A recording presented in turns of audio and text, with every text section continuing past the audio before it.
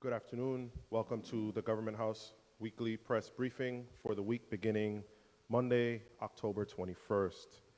I'd like to start this afternoon by briefing on the administration's held its fourth and final swearing-in ceremony this morning for the cabinet members of the Governor Albert Bryan and Lieutenant Governor Tregenza Roach's cabinet. This morning, VIPD Commissioner Trevor Vellenor,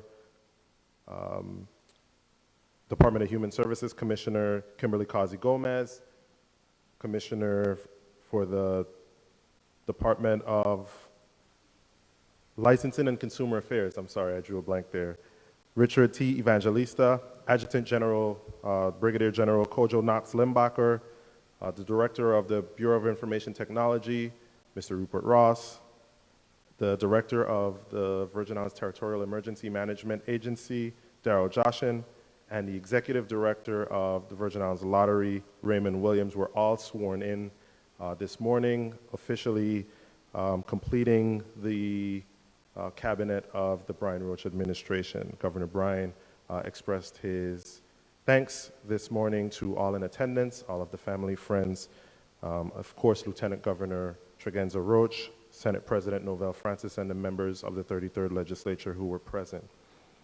Tomorrow, the governor will travel to Puerto Rico to participate in a series of important meetings with potential to impact the territory's tourism product. And these meetings will occur during the 26th Annual Florida Caribbean Cruise Association's annual conference.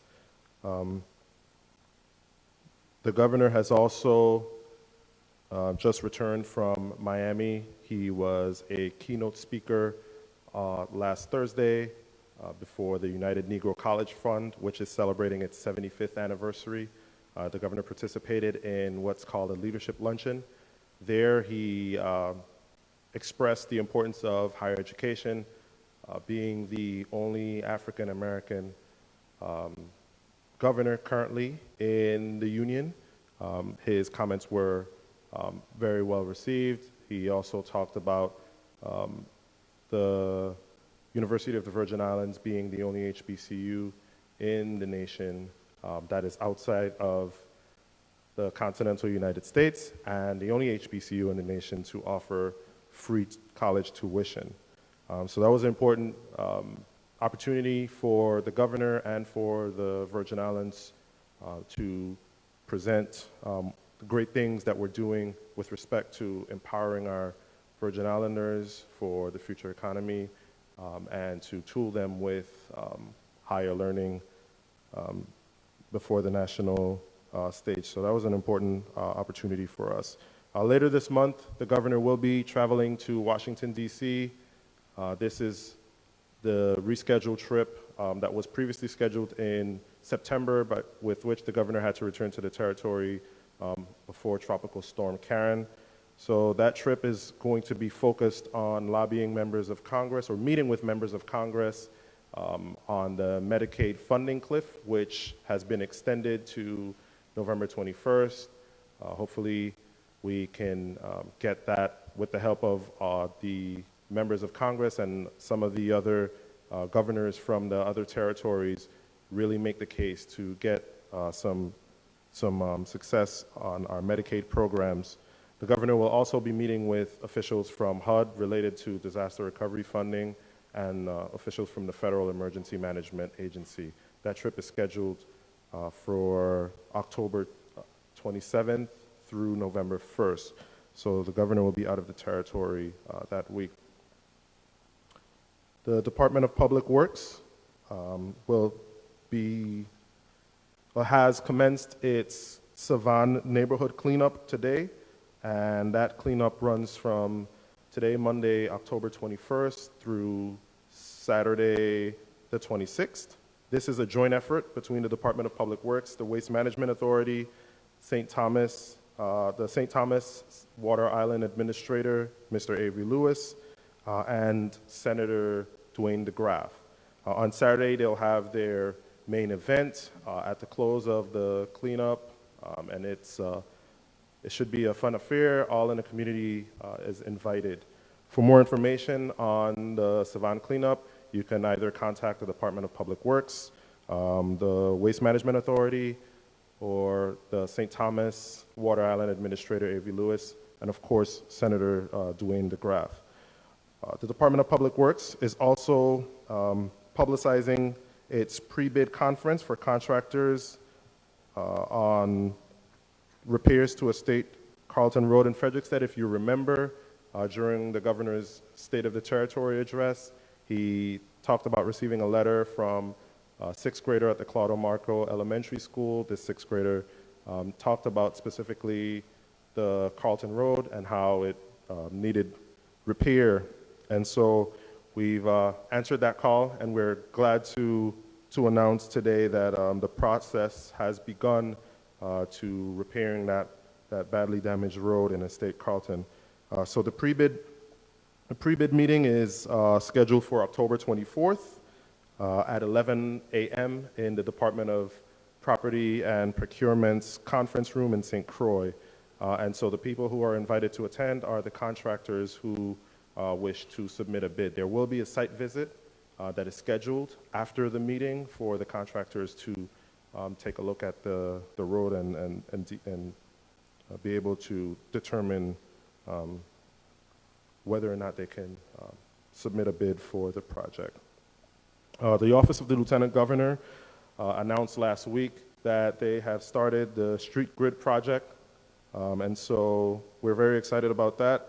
They would like the people of the Virgin Islands to know that survey teams have started to arrive in the territory. They will be starting with the mapping on St. Thomas and Charlotte Amalie, and those surveys are not expected to affect traffic. But just be mindful if that does occur, that there are surveyors who are doing this really important work. That concludes today's press briefing. If there's any questions from the media. Hi, Richard. Brandy Brooks, Daily News. It was brought to my attention that there was a new fleet of SUVs purchased for commissioners in the territory. Is that correct? I'm not sure. I don't have any information on a new fleet of SUVs being purchased, but it's important to note that this is the fleets that the vehicles that the commissioners use. It's part of a contract, and so don't quote me on the number of years, but every so often the fleet has to be phased out, and so it's part of a recurring process based on the contract. So I can get more information on that for you, more detailed information, more definitive information, but to my knowledge, there hasn't been any new purchase of SUVs. Okay, and also we've been receiving letters from residents who are concerned that the governor is still in the quote-unquote honeymoon phase, that we're almost a year into his term and they haven't been seeing any real changes from the past administration. So for residents who are concerned about that, what do you guys have to say to them? Well, I mean, I would ask what sort, for some more specificity, what sort of changes? I mean, they brought up again the position that Yolanda Bryan took on, I believe at the EDA, and they just feel as though, you know, there's a lot of things that are being repeated from the last administration. Well, I mean, we certainly welcome the opinions of concerned residents and constituents to use that as some type of continuation. I mean, the First Lady applied for a job and was you know, she was given a position. She went through a process that any normal individual who wanted to apply for a position would, and she was hired. I don't know how that's something that is a continuation of past practice, but. Okay, thank you. Is that all your questions? Okay. Any other questions? All right, well, I'd like to thank you all for joining us this afternoon. Next Monday, there will be no press briefing as the governor will be in Washington, D.C., like I mentioned. So we won't be having a press briefing next Monday. So that concludes our press briefing for this week. Thank you.